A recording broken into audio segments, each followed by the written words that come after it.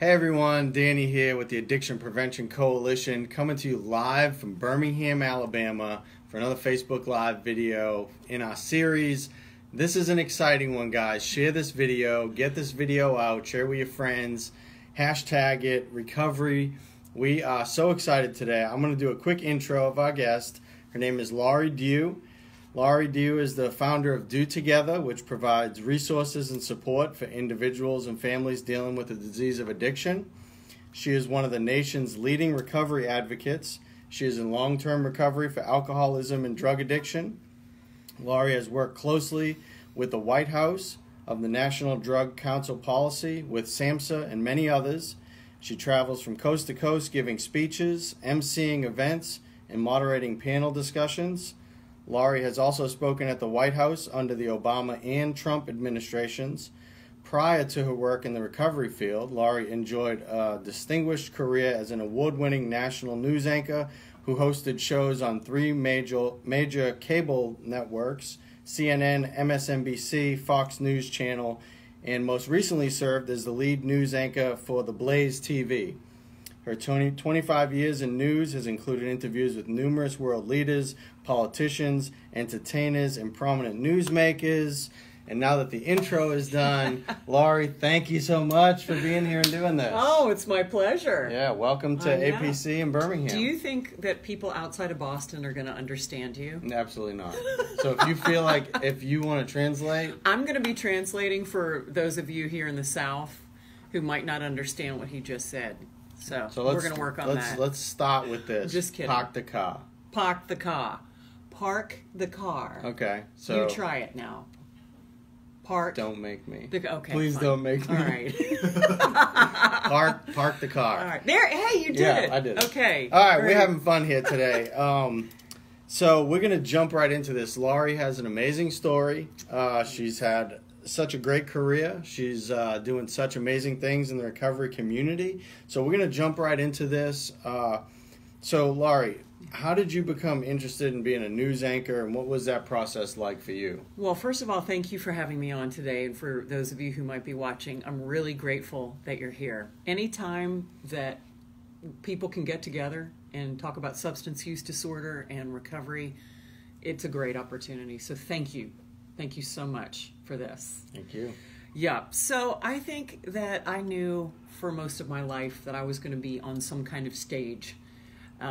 I came out of the womb performing, and when I was 2 years old, my family remembers me sitting in front of the mirror talking to myself. And then when I got older, I would do performances for my family, and again, in front of the mirror talking to myself using a hairbrush, like a microphone. And so I think I always knew that I was going to be a performer of some kind. I didn't know if it was going to be on the stage or on the screen, but I ended up really becoming interested in news after my first internship at CNN in 1988. It was a long time ago, 30 years ago. I mean, that tells you how old I am. And I was 10, just to reference. You were 10? I was 10, yeah. Just reference. Dude, I was 19. I'm 9 years older than you? Yeah. That is not fair. But that's the way it goes. That is the way it goes. It's wisdom now. So I'm 9 years wiser than you. That's right. I'm just kidding. But I think that first internship, it was during the Democratic National Convention in Atlanta in 1988. And that piqued my curiosity in news. And then from there, I just said, this is what I want to do. So after interning at CNN, I went back to school. I was at UNC Chapel Hill. Finished UNC and started working at CNN about 2 weeks after I graduated, and always had a dream to be an anchor. But you can't walk into CNN your first day as a 21-year-old and say, I'm going to be an anchor on this network someday, because you'll get laughed out of the building. So I started entry level and then worked my way up to writer and producer, production assistant, and segment producer, and then the then president of CNN, a guy named Tom Johnson, took a chance on me and put me on the air with no prior experience. That kind of thing probably would not happen today. So that started it all. And I think for me, news was always incredibly interesting. I always loved knowing what was happening on a local level, state level, national level, and on a world level. And certainly CNN was the leader in world news when we started. And then I ended up working at those other networks that you mentioned earlier. Sure. And you've had a really successful career in television. Talk about some of the highlights, some of the things that stick out to you in your career. You've worked for Fox, MSNBC, CNN, the Blaze TV. Yeah. So in a nutshell, give us some of the highlights. Sure. Well, first of all, working for those three networks and serving three very different bosses at those networks was very interesting. So Ted Turner was my boss at CNN. Jack Welch was my boss when I worked at NBC. And then, of course, Roger Ailes and Rupert Murdoch were my boss at Fox. So these are very, very different people and very different agendas at these networks. So, you know, as we know, there's really no middle-of-the-road news these days. It's either slanted to the left, slanted to the right, very little in between. News has changed so much since I got into it 30 years ago. It used to be that the news was the star, and that was Ted Turner's mission, was I'm going to make the news the star. Doesn't matter about personalities. Now, the anchors and reporters sometimes really sort of take over and it becomes about them. But it was an interesting career in news. I had a lot of amazing opportunities. I interviewed, as you mentioned earlier, celebrities and world leaders, politicians, newsmakers. I spent quite a bit of time reporting from the Middle East, which was really interesting before and during the war on terror after the 9/11 attacks.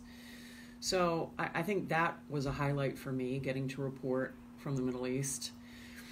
But backing it up a bit, I'll share a funny story with you. In a 20-minute period once at CNN, I got to talk with James Brown, the singer, and then Jesse Jackson in a 15-minute period one day. And it's like, that's what your life could look like. What a crazy day. Right. First of all, I got to share a funny story about James Brown. So he shows up at CNN wearing a bright blue zip-up jumpsuit. That's what Pure polyester. That's what I was going to wear today. You know what? You would wear it well. Thank you. Right. So James Brown shows up in this bright blue polyester jumpsuit, zipping up the front, his wig or whatever it was, and he was very dark, had very shiny skin, and the whitest teeth you've ever seen. He gets into the elevator, and I'm taking him up to the studio to do his interview, and of course, he did shout out, "I feel good," which was very, very funny. You know, I thought, I wonder if he's going to do it. And he did it. And he did it throughout the newsroom. When he walked through the CNN newsroom, he was, "Hey!" and doing his pelvic thrusts. And it was just hilarious. And I said, "Now, Mr. Brown," he said, "Call me James." My grandfather and father actually knew James Brown just through some promoting that they had done. And they had said, "Laurie, you're really going to enjoy your time with him." And I did. And, of course, he started singing during his interview, and I suspect may have had a cocktail or two or something before he went on the air. So we're done with the interview, and I go up to my office, and there's Jesse Jackson sitting in my office. It was somewhat random, but he had been in the building that day for some meetings, I think, with the CNN folks, and my office was empty, and so he just went in there and started using a computer and phone, and I thought, this is an interesting day. I don't know too many people who would have interacted with James Brown and Jesse Jackson within a 15-minute period. But that's what the news business is like. You never know what you're going to get when you walk in. I reported on every major story starting from, in the mid-90s as a reporter or as a producer and then as a reporter and anchor. And obviously there are times that are more challenging than others. For instance, the 9/11 attacks.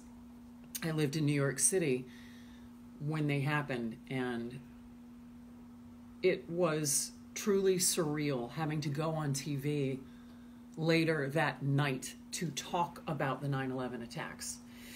And we were all crying on air while we were trying to anchor and provide information to the American people, which was a massive responsibility because we didn't really know what was going on those first 12 hours. And then information started coming in minute by minute. And it was incredibly difficult and painful when really we just wanted to be at home, you know, kind of curled up and mourning in our own way. But instead, we had a responsibility to the American people. And everyone's lives and careers changed then on that day. And obviously the country has never been the same since those 9/11 attacks. And that's interesting because, you know, the way I guess we in this country or world or, you know, we view people on TV and we see them as this, as this personality. But they're going through, I mean, what you just described, you know, James Brown, then Jesse Jackson, 9/11, you're going through all these emotions yourself. Yeah. You have to go through this stuff. I mean, Right. So a lot of times we miss that, you know, as far as someone watching the television. Yes, and I've been out of news for a few years now, but you know, you never know what you're going to get in news when you walk in the building. And that's what made it exciting. That's what made,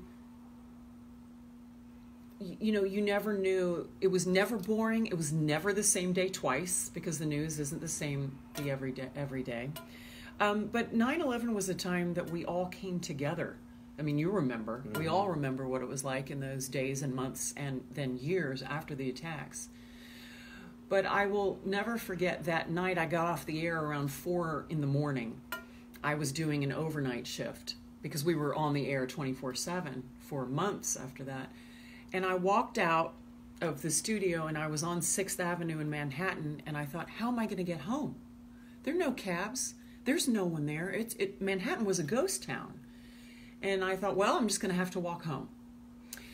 So as I walk out on the street, a cop car pulls up 5th Avenue. They stop, they see me standing on the street, and they said, would you like a ride home?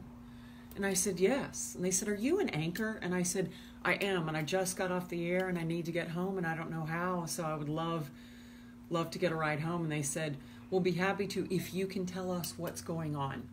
Wow. So it was interesting. I got a ride home from police NYPD a couple of nights in a row, and it was just totally surreal. And then after that, New Yorkers were hugging each other on the street. You would be, you know, usually New Yorkers are walking fast to get to their destinations, but we were all stopping to talk to each other. How you doing today? Are you okay? People sharing their feelings and thoughts. And it was, in a strange way, it was the most horrific time imaginable, but it was also a beautiful time because we all came together. So it's a long-winded answer to a very short question, but basically it was a huge privilege to gather the news, write a show, and then present it to the American people. And I loved it. I interviewed fun people, rock stars, everybody from Henry Kissinger to Martha Stewart, to one time a member of Motley Crue, the rock band. You know, you just never knew what you were going to get. Wow, so that's amazing. It was exciting, yeah, for sure, and exhausting. I bet. Yeah. So let's shift gears a little bit. You're in New York. You're at the top of your career. You got your own show. Yeah. I mean, things are really happening for you. You're doing great. Millions of people watching you. So with that career comes pretty much anything you want, right? Yes. So talk to me and talk to us about the struggles and the struggles that you've experienced with that and the access that you had to some things, because a lot of times the temptation becomes too great on some level because the job is pressing you and you got to perform and you have access. Yeah. Just talk to us a little bit about that. Sure. Well, with that high-paying, high-profile job came a very fast life. No one was telling me no. I was making a lot of money. I was living in the wildest, craziest, most wonderful city in the world, New York City. I had access to anything and everything, and that is when my alcoholism and my drug addiction really took off. Before I moved to New York, I was an anchor with CNN in Atlanta, and liked to drink a lot, And I think once I moved to New York, everything just exploded. My career took off, and so did my alcoholism and my addiction to cocaine. It was a fast life. Journalism is very fast. Journalism and alcoholism have gone hand in hand for 100 years, from Hemingway to present day. Journalists and people in war zones and people covering the news have always been hard drinkers. That is still the case, I would wager. It's a high-pressure job, and so you feel like you have the right to blow off steam. And usually that means, hey, let's have a few pops after work. Let's take the pressure off. And for me, it was almost permission for me to drink even more and use cocaine even more than I was already using it. And again, making a lot of money, living a high-flying lifestyle. No one was telling me no. I was a swinging single.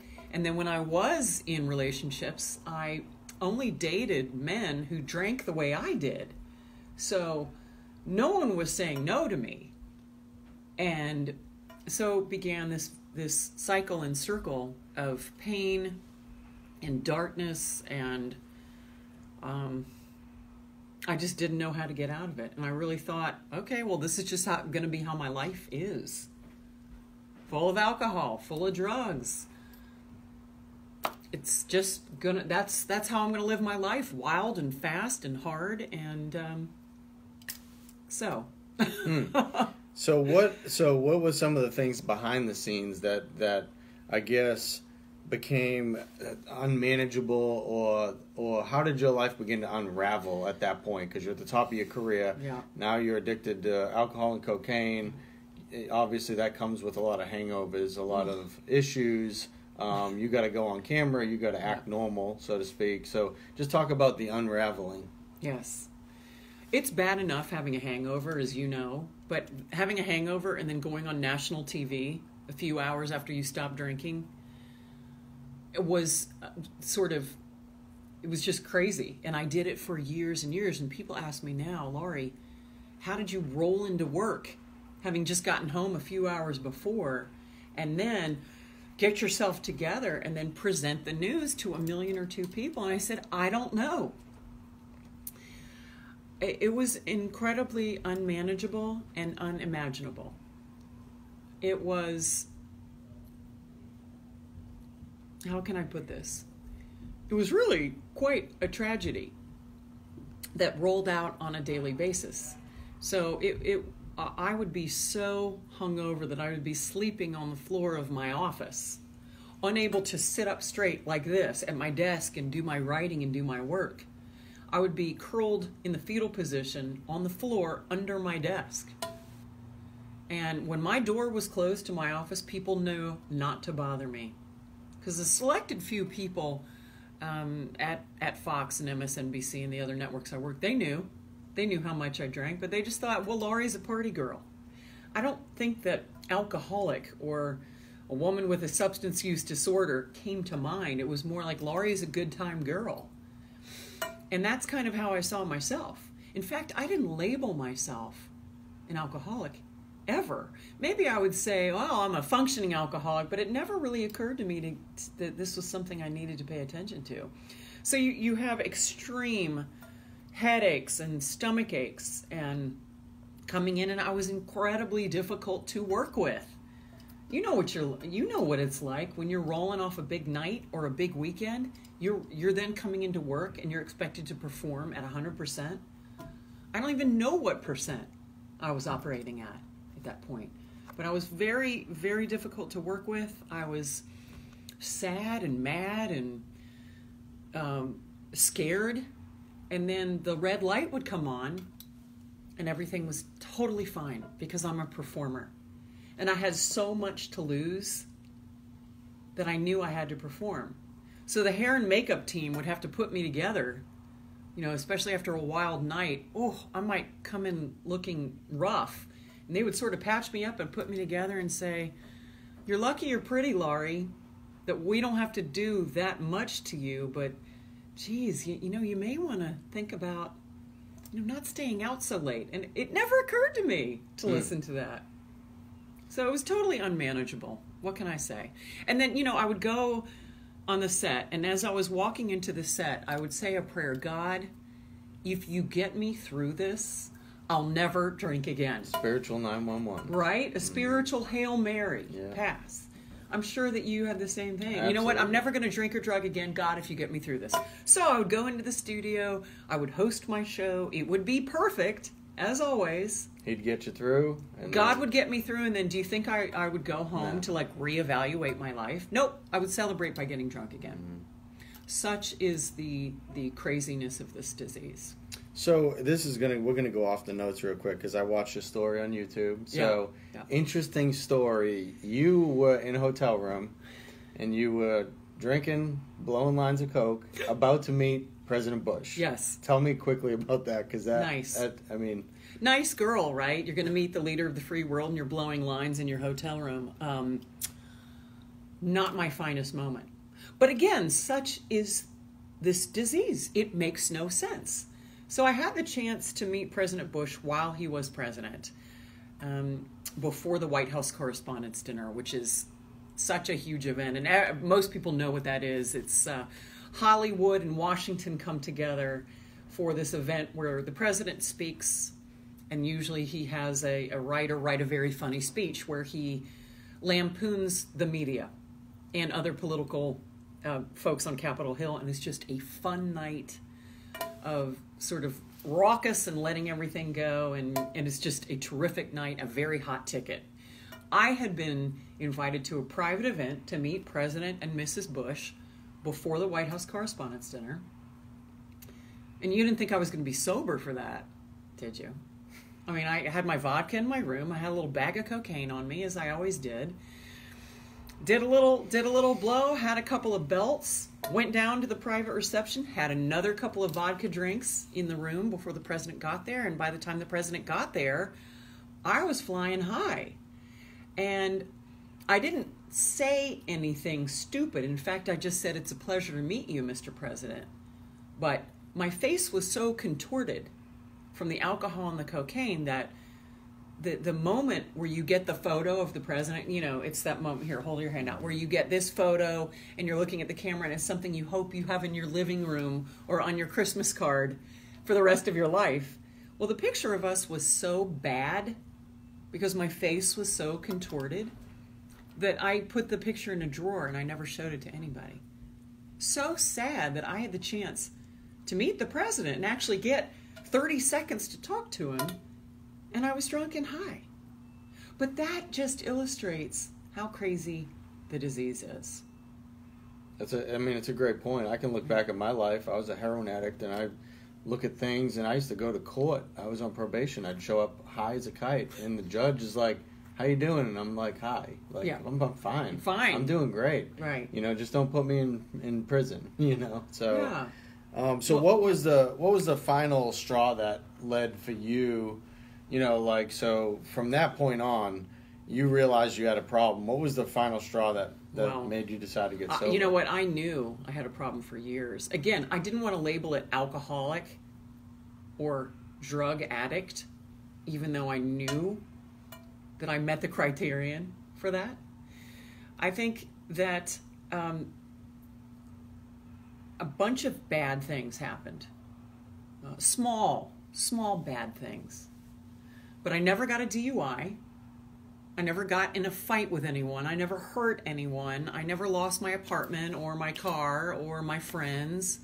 It wasn't a shit show from the outside looking in.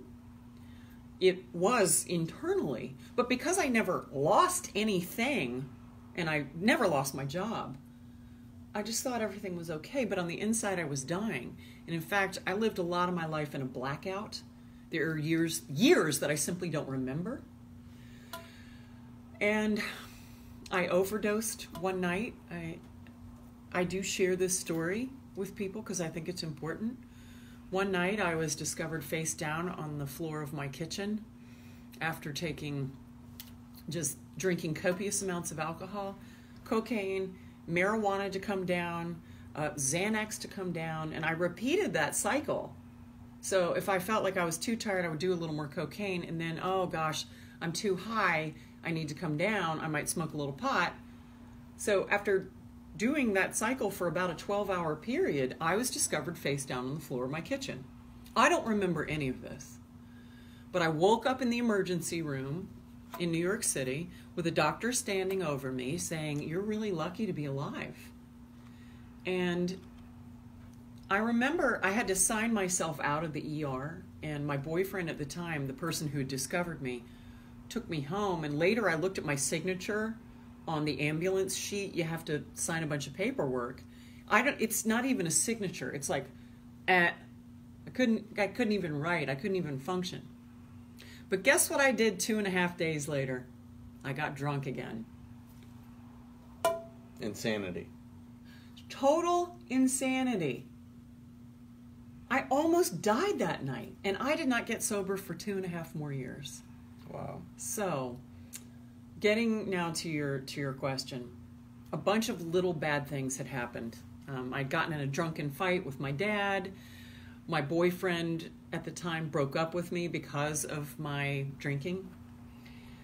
And then it really occurred to me that I was going to die unless I stopped. So at the time when I made my decision, I had already been seeing an addiction psychiatrist.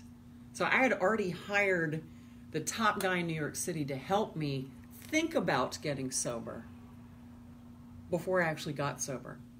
So I was working with him and still drinking and using while working with him. And then it occurred to me during this period where I was talking to the specialist that I had a reason to get sober. And at the time, my sister was pregnant with the family's first grandchild. First baby in the family. Very happy for all of us. Just a joyful time. And it occurred to me that I had a reason to get sober, and it was that unborn baby. I wanted to be the aunt who showed up for things. The aunt who didn't miss the plane ride home to Atlanta for the christening or the soccer game or the ballet recital. The aunt who was there to love and support this baby and this child as he or she grew. The fun aunt. The one that could be relied on and depended upon. Not the one who was getting drunk in the corner on Christmas and crying and making everyone else cry. So that baby is now 11 and a half, and his name is Robert, and he has a brother named Thomas who's 8 and a half. They're my nephews. Hey, Robert. Thomas. Hey, Robert and Thomas. They are two of the biggest reasons I stay sober. So I couldn't do it for me, but I could do it for this unborn baby. And then it just, I don't know, that was 11 and a half years ago, and it's just been terrific ever since. That's amazing. Yeah. So what role did faith and spirituality play in this process for you? I'm so glad you asked me about that. Faith to me, faith and spirituality are very private, personal things. You know, the way, do you pray and meditate? I do. Okay. You and I probably don't do it the exact same way. For people who are watching, who are in recovery or not, if you pray and meditate, your prayer and meditation practice is going to look different from mine, which is going to look different from his. But what those of us in recovery know, or at least what I know, is that I can't do it without my higher power, which happens to be God.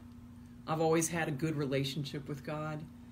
And now, with almost 12 years in recovery, it's a great relationship.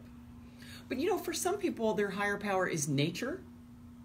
It's a 12-step group. It can be anything. But for me, the opportunity to pray, well, you have opportunities all day. I pray as soon as I wake up. I pray when I'm driving. Not necessarily about traffic, but it's more like asking God to put me on the right path and to help me do the next right thing. And what I've learned, and those of us in recovery learn, you don't necessarily pray for yourself.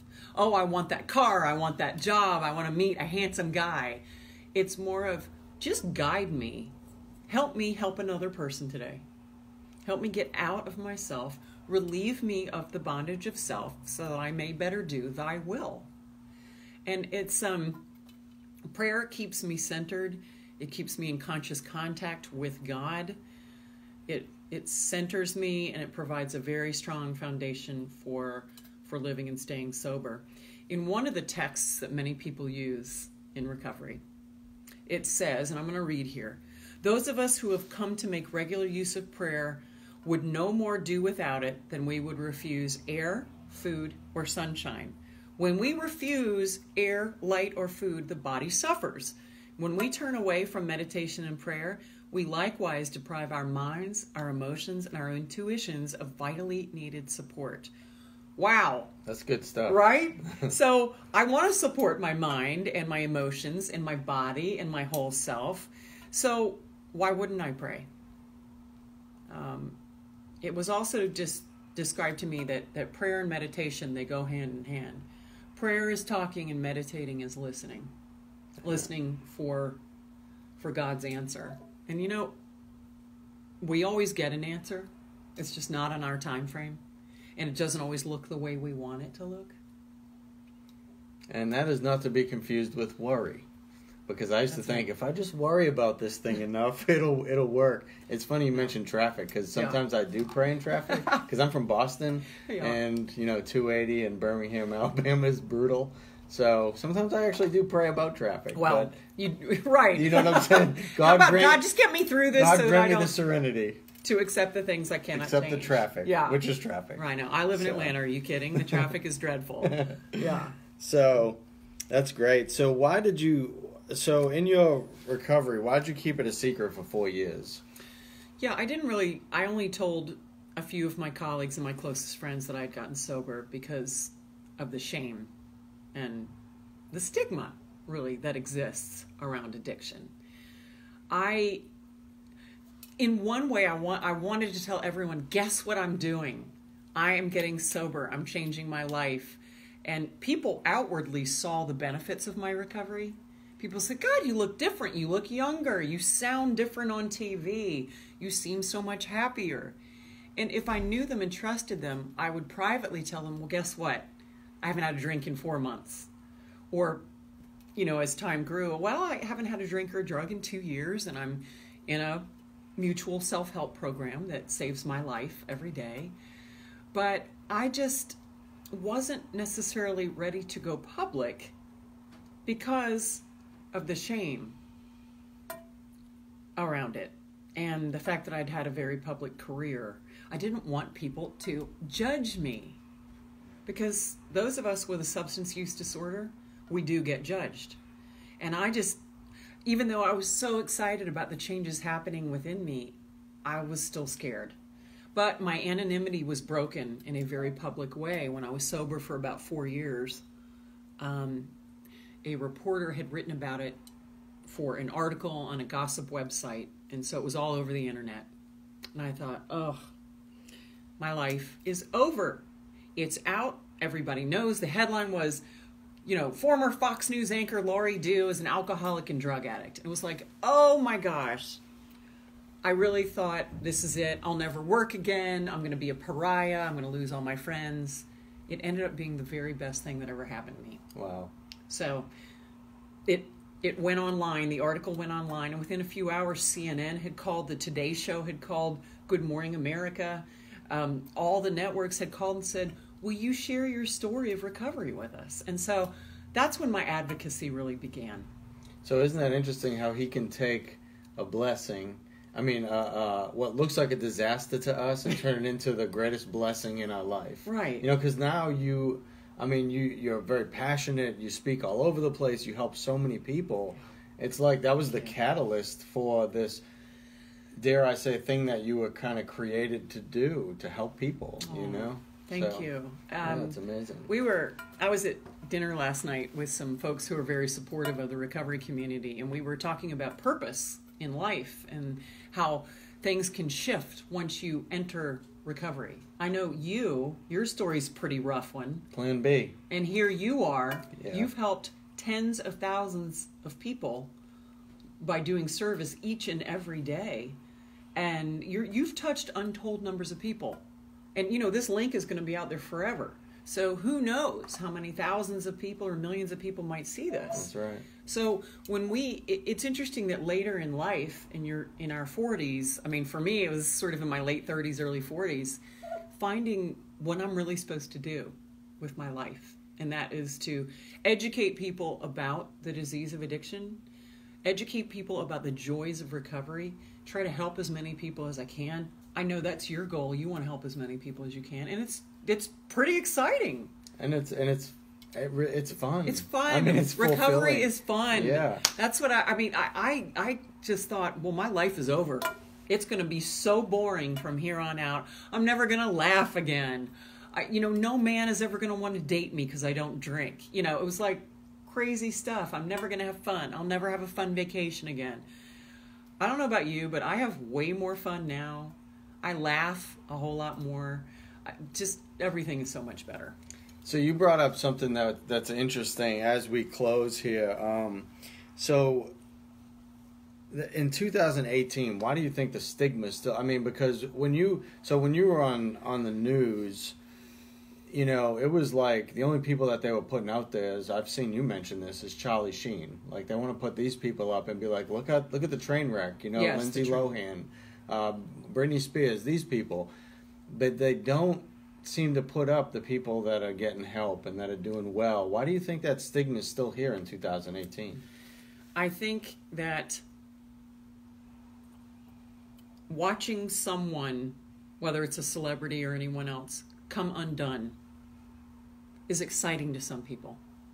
It's, oh my gosh, they found so-and-so in a ditch last weekend in Hollywood. He was just promoting his movie. Now they found him in a ditch. That's so crazy. It's sexy. It gets hits and views when you see a train wreck happening. When you see someone who's very famous struggling, for whatever reason, people feed off of that negativity. And it's incredibly destructive. And I think that stigma, the media loves that kind of thing. And as a former member of the media, it makes me feel awful. A success story like Bradley Cooper is probably the greatest and biggest example right now of a man living in recovery. He has a new movie out called A Star is Born, which basically he is portraying an alcoholic singer who's at his deepest depths of his disease, and he makes a discovery of Lady Gaga, turns her into a star, but he is battling his demons throughout the movie. And I think, obviously, his portrayal of this character is shaped by his own experiences with alcoholism. But this is a man living in recovery.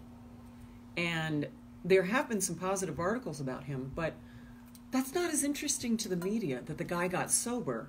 It's more interesting when you hear about Charlie Sheen going absolutely ape for a 2 or 3 month period with prostitutes and drugs and trashing hotel rooms and that kind of thing.